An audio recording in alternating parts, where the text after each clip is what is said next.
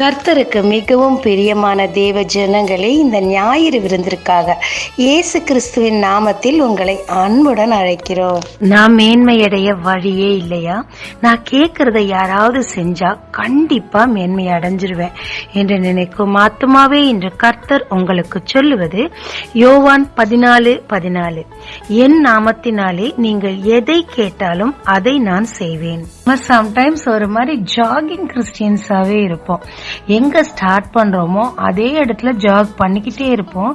மேல முன்னேறி போக முடியாத அளவுக்கு இருப்போம். அதற்கு நமக்கு சில தேவைகள் இருக்கு. அந்த தேவைகள் சந்திக்கப்பட்டா கண்டிப்பா அந்த மேன்மைக்குள்ளாக போக நம்மால முடியுங்க. நம்ம கேட்கறத கர்த்தர் செய்யறதுக்கு யோவான் 14:13 அதிகாரத்துல கர்த்தர் சொல்றாரு, குமாரனில் பிதா மகிமைப்படும்படியாக நீ கேட்டினா நான் கண்டிப்பா செய்யறேன்னு சொல்றாரு.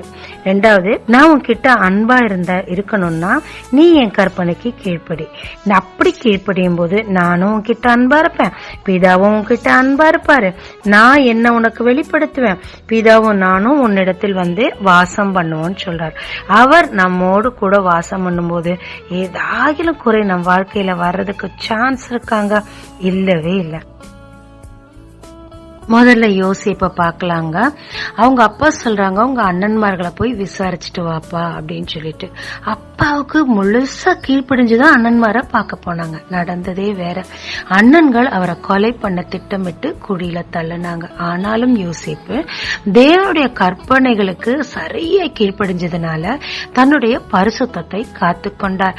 சிறைச்சாலை போன போதிலும் நண்பர்கள்ட்ட அவர் சொல்லிவிட்டதன் காரணம் தேவ திட்டம் நிறைவேறும் என்று சொல்லி அவர் கற்பனைக்கு கீழ்ப்படிஞ்சு காத்துக்கிட்டே இருந்தார். தேவனும் அவரோடு இருந்தார். நாள் வந்தது. தேவ திட்டம் அவரில் நிறைவேறி சிம்மாசனத்தில் அமர்ந்தார். பாதியில முறுமுறுத்திருந்தா, தேவ திட்டத்தை விட்டு ஓடி இருந்தா, கீழ்ப்படியாம இருந்திருந்தா இவ்வளவு பெரிய மேன்மை அவருக்கு கிடைச்சிருக்காது. அது மட்டுமல்லாமல் அவரை எதிர்த்த சகோதரர்கள், கேள்வி கேட்ட அப்பா எல்லாருக்கும் நிம்மதியான சாப்பாடு, ஒரு நல்ல உழைக்கும் ஸ்தலம், சுதந்திரமாய் ஒரு இடத்தை அவரால் வாங்கி கொடுக்க முடிஞ்சு அவங்களையும் இவர் கனத்தோடு மேன்மையோடு வைத்தார். அடுத்ததாக கேலப். கானான் தேசத்தை வேவு பார்க்க மோசே கேலபையும் ஜோஷுவாவையும் தான் அனுப்புறாங்க. 10 பேர் ரொம்ப நெகட்டிவா பேசுறாங்க. ஆனா யோசுவாவும் கேலபுமோ தேவனுடைய கற்பனைகளுக்கு கீழ்ப்படிஞ்சிருந்தாங்க. இதுவரை அவர் செய்த அதிசயங்களை நினைவில் வைத்திருந்தாங்க. அதனால அவர்கள் வெட்டுக்கிளி மாதிரிதான். அதுல ஒன்னும் பிரச்சனையே இல்லை, நம்ம தேவ நாமத்துல மேற்கொள்ளலாம்னு சொல்லி ரொம்ப பாசிட்டிவா சொல்லி அந்த நாட்டை சுதந்திரிக்க காரணமா இருந்தாங்க. இதற்கு தேவன் அவங்களுக்கு கொடுத்த ரிவார்டு என்னன்னா, யோசுவாவுக்கு நாட்டை பங்கிட்டு அதை சுதந்திரிக்கும் பொறுப்பை கொடுத்தார். காலேப் ரொம்ப வயசாய் 80 தாண்டின அப்புறம் கூட அவருக்கு கொடுக்கறதா சொன்ன ஒரு லேண்டோட ப்ராமிஸ் நிமித்தமாக அவருடைய ஸ்ட்ரென்த்தை கர்த்தர் அப்படியே வச்சு காத்திருந்தார். அந்த வயசான காலத்துல யுத்தத்துக்கு போய் அந்த தேசத்தை தனக்காக, தன் ஜெனரேஷனுக்காக சுதந்திரித்துக் கொண்டார். இவ்வளவு பெரிய மேன்மை யோசுவாவுக்கும் காலேபுக்கும் மோசேக்கும் தேவ கற்பனைக்கும் கீழ்ப்படிந்ததால் வந்தது. அடுத்ததாக ரூத் தேவனுடைய கிரியைகளை மாமியார் மூலம் கேள்விப்பட்டிருந்தாலும் அவங்க பர்சனலா எதையுமே அனுபவிக்கல. அப்படியே மாமியாரை நம்பி வந்துட்டாங்க. மாமியார் சொல்றாங்க, ஒரு ரொம்ப ரொம்ப ஸ்ட்ராங்கான ஒரு டாஸ்க் கொடுக்கறாங்க. அந்த நிலத்துக்கு போவாசோட போர்வையை நகர்த்திட்டு படு. மத்த பெண்கள் அப்படி செய்வாங்களா, அதை கேட்டுட்டு செய்வாங்களான்னு எனக்கு தெரியல. ஆனா இந்த அம்மா முழுக்க மாமியார் சொன்ன ஒரு வார்த்தையை தவற விடாம கேட்டாங்க. ஆனா அப்ப அவங்களுக்கு தெரியவே தெரியாது, இந்த நிலத்துக்கு மட்டுமல்ல மிகப்பெரிய தேவ திட்டத்துக்குள்ளாக நான் கால் வைக்கிறேன், என்னுடைய சந்ததியில தான் இயேசு என்று இரட்சகர் பிறப்பார் அப்படின்றது அவங்களுக்கு தெரியவே தெரியாது. மாமியாருக்கு கீழ்ப்படிஞ்சு காலை வச்சாங்க. மிகப்பெரிய மேன்மையான ஆசீர்வாதத்தை அவங்க சுதந்திரித்து கொண்டாங்க. இப்ப கர்த்தருக்கு கீழ்ப்படியாம முரட்டாட்டத்தனம் பண்ணி தன்னுடைய மேன்மையை இழந்த 3 பேரை பத்தி பார்க்கலாங்க. சவுல் பெற்ற மேன்மையை இழந்தார். கெட்ட குமாரன் இழந்த மேன்மையை பெற்றார். சவுல பத்தி பார்க்கலாங்க. அவங்க அப்பாவோட பேச்சை கேட்டு கழுதையை தேட போனாரு. அங்க தேவ திட்டத்துக்குள்ள போறேன்னு அறியாமையே போனாரு. தகுதியே இல்லாதவரை தேவனும் ராஜாவாய் ஆக்கினார். அதுவும் முதல் ராஜா.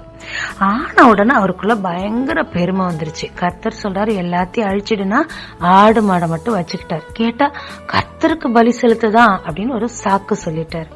ரெண்டாவதாக கொஞ்சம் வெயிட் பண்ணுப்பா, நான் பலி செலுத்துறேன் அப்படின்னு தீர்க்கதரிசி சொன்ன போது இவரே துருன்னு பலியை செலுத்திட்டார். மூணாவது என்ன பண்றாரு, இந்த மக்களுக்கு முன்னாடி நான் மேன்மை அடையணும், கனம் அடையணும், அவங்க என்ன தப்பா எடுப்பாங்க, என்ன பிளஸ் பண்ணுங்கன்னு அவரோட ஷாலையே கிழிச்சு வச்சுட்டாரு. சோ அவருடைய தொடர்ச்சியான தேவ கற்பனைகளுக்கு கீழ்ப்படியாம இருந்தது நிமித்தமாக கீழ்ப்படிதலால் அவருக்கு கிடைத்த அந்த ராஜமேன்மை கீழ்ப்படியாமை நிமித்தம் இழந்து போனார். அடுத்ததாக ஏசா தகப்பனுக்கு ரொம்ப பிரியமான பிள்ளை. அவருக்கு மிகப்பெரிய மேன்மையை கொடுக்க தகப்பன் விரும்பினார். தகப்பனே விரும்பினாலும் கிடைக்குமா? கிடைக்கவே கிடைக்காது. ஏன் கிடைக்காம போச்சு? அந்நிய ஸ்திரீகளை திருமணம் செய்து தாய்க்கும் தகப்பத்துக்கும் அதிக துக்கத்தை கொண்டு வந்திருந்தார். அந்த அம்மாவுக்கு அது பெரிய ஹர்ட்டா இருந்துச்சு. அதனால தேவ திட்டமும் சின்ன மகன் மேல இருந்ததுனால ஒரு ஐடியா தராங்க. அது ரொம்ப பெரிய ரிஸ்கான ஐடியாவா இருந்தாலும் சிறிய மகன் அதற்கு கீழ்ப்படிஞ்ச போது அந்த சுதந்திரத்தை அவர் பெற்றுக்கொண்டார். பிற உரிமையாகிய மேன்மையை ஏசா இழந்து போனார். தாய் இஷ்டப்படி போய் தேவனுக்கோ தகப்பனுக்கோ கீழ்ப்படியாததுனால இந்த மேன்மை இழப்பு அவருக்கு வந்தது. மூன்றாவதாக மனம் திரும்பிய மைந்தன். அவர் தகப்பனுக்கு கீழ்ப்படியில தகப்பனுடைய ஐஸ்வர்யத்தின் மேலதான் அவர் கண் இருந்துச்சு. நண்பர்களோடு சேர்ந்து எப்பயும் சிட்சாட் பண்ண ஆசைப்பட்டார். எனவே தகப்பனோட மனசை உடைச்சிட்டு தேவனுக்கு கீழ்ப்படியாம எல்லா பணத்தை எடுத்துட்டு போனாரு. பணத்தை இழந்து நண்பர்களை இழந்து சாப்பாட்டுக்கே கஷ்டப்பட்டுட்டாரு. கடைசியா அவர் செய்த நல்ல விஷயம் என்னன்னா, தன் பிழையை உணர்ந்து தகப்பனுக்கும் பிதாவுக்கும் கீழ்ப்படியறதா தன்னை ஒப்பு கொடுத்து தன் தவறை உணர்ந்து மன்னிப்பு கேட்க முற்பட்ட போது தேங்க் காட் அவர் இழந்த எல்லா மேன்மையையும் அதிகாரத்தையும் திரும்ப பெற்றுக்கொண்டார். ஆமாங்க, ஆதாம் ஏவாள் கூட கீழ்ப்படியாததுனாலதான் சொபஸ்டிகேட்டடான வாழ்க்கையும் மேன்மையும் இழந்தாங்க. ஆபிரகாம் கீழ்ப்படிந்ததுனாலதான் ஜாதிகளின் தகப்பனாய் ஆனார். ஆனா சம்டைம்ஸ் கீழ்ப்படியும் போது எல்லாமே நெகட்டிவா போகும், ரொம்ப ரிஸ்கா இருக்கும். இப்ப யோசுவா காலேப் மாதிரி ரிஸ்க் எடுக்க வேண்டியதா இருக்கும். ரூத்த போல கூட ரிஸ்க் எடுக்க வேண்டியதா இருக்கும். இல்லனா யோசேப்ப போல வெகு பாடப்பட வேண்டியதா இருக்கும். ஆனா ஆரம்ப அற்பமா இருந்தாலும் நாம் கீழ்ப்படியும் போது தேவ திட்டத்துக்குள்ளாக நாம் வரும்போது தேவன் நம்மோடு இருந்து முடிவை ரொம்ப சம்பூரணமா சூப்பரா முடிச்சு கொடுப்பாருங்க. அதனால நம்ம கொஞ்சம் கூட ரிஸ்க் எடுத்து தேவனோட கற்பனைக்கு அப்படியே கீழ்ப்படியும் போது தேவன் ஒரு மேன்மையான வாழ்க்கையை நமக்கு வைத்திருக்கிறாருங்க. ஏன்னா அவர் நம்மோடு இருப்பேன், என்னை வெளிப்படுத்துவேன்னு வாக்கு பண்ணினால இம்மையிலும் மறுமையிலும் நித்தியத்திலும் ஒரு மிகப்பெரிய மேன்மையான வாழ்க்கையை நமக்கு வைத்து காத்திருக்கிறாருங்க. ஜெபிக்கலாமாங்க. ஏசப்பா, பிதாவுக்கு நீங்க மரண பரியந்தம் கீழ்ப்படைஞ்சிங்க. இன்னைக்கு அவர் வலது பாரிசத்திலிருந்து சிம்மாசனத்துல மேன்மையா எங்களுக்காக பரிந்து பேசிக்கொண்டு உட்கார்ந்திருக்கிறீரப்பா. நீர் கீழ்ப்படிந்தது போல நானும் கற்பனைகளுக்கு கீழ்ப்படிய ஒரு கீழ்ப்படுதலின் ஆவிய எனக்கு தாங்க. சவுல் மாதிரி ஒரு ரிபல் ஸ்பிரிட்டோட நான் இருந்தா எல்லா மேன்மையும் நான் இழந்து போயிடுவேன்ப்பா. உம்முடைய மிக பெரிதான கிருபையினால கீழ்ப்படிய எனக்கு கற்றுத்தாரும். உம்முடைய நல்ல காரியங்களை இன்மையிலும் மறுமையிலும் பெற்றுக்கொண்டு ஒரு மேன்மையான வாழ்க்கை வாழ எனக்கு உதவி செய்யும். இயேசு மூல பிதாவே, ஆமென். இயேசு கிறிஸ்துவின் நாமத்தில் இந்த நாளில் உங்களை ஆசீர்வதிக்கும் ஜீசஸ் விஷன்.